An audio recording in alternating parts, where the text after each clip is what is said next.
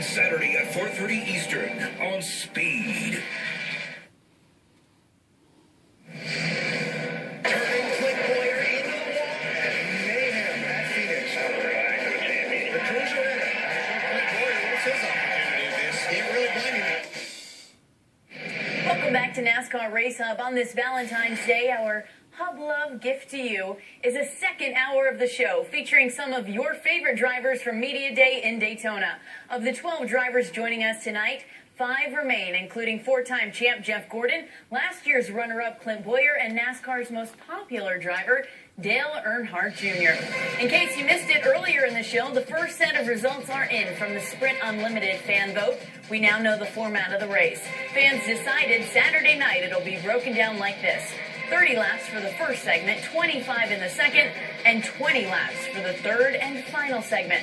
There's still time to vote on pit stops and driver eliminations, so get to NASCAR.com and vote. Last year, the final race of the regular season at Richmond became a nail-biter between Jeff Gordon and Kyle Busch. As they battled it out for the 12th and final spot in the chase, it came down to a 1-point decision, with the 4-time champ getting the edge. Although Gordon couldn't translate that into a championship, he says the 24 team grew stronger through last year's struggles. For more, JR is standing by with Jeff.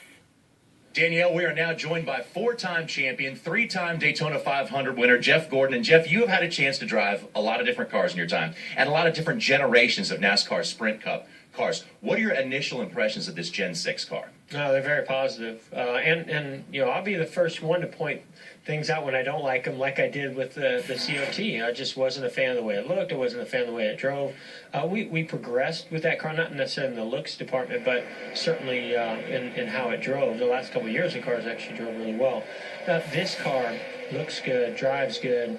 I think it's going to, perform and race really well. So I'm excited. I feel like it's important when a new car is brought out that you're always taking a step forward with technology and design and performance. We got something exciting to look forward to, and it's only the beginning stages of it. I think through the development stages, through each race in the first 10, 15 races of the season, it's just going to keep getting better. One of the most exciting parts of last season was you and your team racing your way into the chase at the last minute. One of the most puzzling parts of last season was the way the year started out for you guys. With all those ups and downs, what do you take away from last season? Well, you always try to look at the things that you can control and the things that you could have done better and try to, make sure that you do your job, do it well, and find your weaknesses. And I feel like, early in the season we had some silly things happen to us, and even though you could say, oh, that was out of our control, we ran over something, cut a tire, or, like here we had a radiator hose with a hole in it, did something poke it, what happened? I mean, it's all those things where I still feel like you got to do everything you can to make sure those situations don't happen, so you cross that off your list. And then it's just about execution and putting fast race cars out there. So what I love is the fact that our team learned a lot. We stuck together, fought through some tough times, had a long way to climb up, and then had that amazing drive to get to Richmond in that Richmond race. And it just brought us close together as a team, also with Alan and myself. I love him as a crew chief. And then to win the final race really just kept that energy over the offseason. Yeah, that's you were one of the guys that didn't want the season to end, clearly, after that happened. But no, I was ready for it. Oh, you were ready. Yeah, you know why? Because I got to enjoy a win for months instead of for just a week. Yeah, one of the best to win. But how important, Jeff, is it to get off to a good start? I mean, you've won this. You've won the Unlimited race before to start the season. You've won the Daytona 500. How important is a good start? Well, the Unlimited is just great knowledge. You just want, of course, you want to win it, but you want to be in that race learning something that's going to help you win the Daytona 500, biggest race that we have all year long. Of course, it's awesome to start the season out with a Daytona 500 win. Nothing's better than that. But that doesn't guarantee what's going to happen for the championship. And the championship is really what it's all about. So, we got off to a rough start last year, and we found our way, but we could have found it much earlier. And I think that's going to be the key. It's not about coming out of Daytona with a top 5, but I think coming out of here with a 35th or 40th is definitely getting yourself in a hole that now with the competition gets so much tougher to find your way out of. Well, Jeff, thank you so much for your time, and best Don. of luck this season. Appreciate it. That BOWYER, you had quite the off season there, buddy, didn't you? Conditioner in that beard. I do. What do you use on your beard face? Conditioner, not conditioner. There is a beard conditioner. There's like a whole wax You know, kit. it was fun. We were, when I dress, I try to match my shoes, with my outfit. You see how that works? Yeah, that's nice. Hunter green, matching shirt, looked good. Thank you. Was into it. Thank you. And then, what the hell happened there? With what? With blue and red shoes. Well, these are my globes. I think you can wear sneakers with anything. Oh, what blue with green? I've got the color palette of like an 8th grader here. Okay, I'm working with the best I can. Did you blindfold yourself and get ready this morning? So there you All are. right, what's the deal with these weird, awkward pictures you keep tweeting about, like a caravan with did it have a big top tent in the center of it? Oh yeah, there's a car I drove on top here. You saw it. Thanks.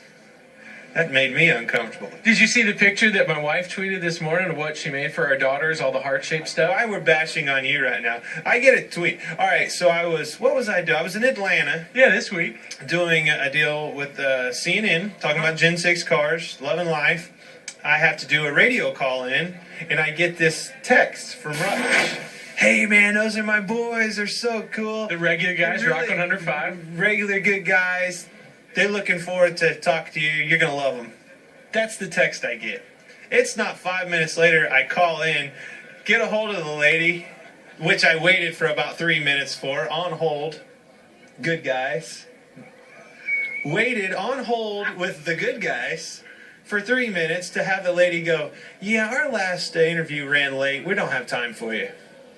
I'm so sorry. Good guys? No. No, they are That's indeed my boy, regular guys. Rutledge. Did you have fun in Atlanta, my hometown? No. Why not? I got blown off by the good guys. All right, well, fun in my book. Good guys. Fun in my book might be, I don't know, I like did like Robin Meade. yeah. So who doesn't like? I Way love better her. interviewer than you are. Well, yeah, for many reasons. You want to talk racing? No, I want to know. All right. New Year's Eve, how did you end up on P Diddy's yacht? I wish I could tell you.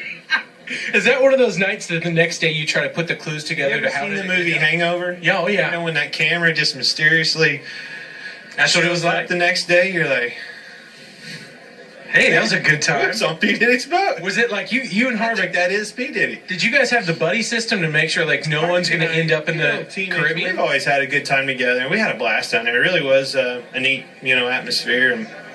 And Jimmy John. Anytime you go on a vacation with Jimmy John, or anytime that Jimmy John calls and asks you to go on a vacation, say yes. It was the best vacation I've ever had. Do you remember? There was no good guy radio station down there. There was either. not. But I heard that Jeff Gordon was on the same Is that boat. like an AM station? Are they even? That's a real one. Was it a real life radio I station? promise it is. Was it? So Jeff was on the same yacht. Jeff's on the same yacht for New Year's, and I assume the boat's big enough that it took a little while for you to realize, hey, there's that guy. Yeah. No high fives. Was it a casual high five? Or are you guys getting close to like, oh, Once again, it's still a at little. what point when I told you I didn't know that I was on that Okay, boat? but if we had a camera, do you I think there was a gotta come- handshake, a high five? Man overboard. I did throw him the donut. Now, see, that's really nice. You're a good man. Yeah. Hey, good luck this Didn't have a year. rope hook to it, but it was nonetheless. I didn't want him to drown. It's a good man. CLINT BOWYER doesn't want anybody to drown. Hey, are we ready to go on yet? Yeah, tell Steve hi. Burnsy? Yeah. I'm Burns. This was awkward. We blew it. We didn't do very good.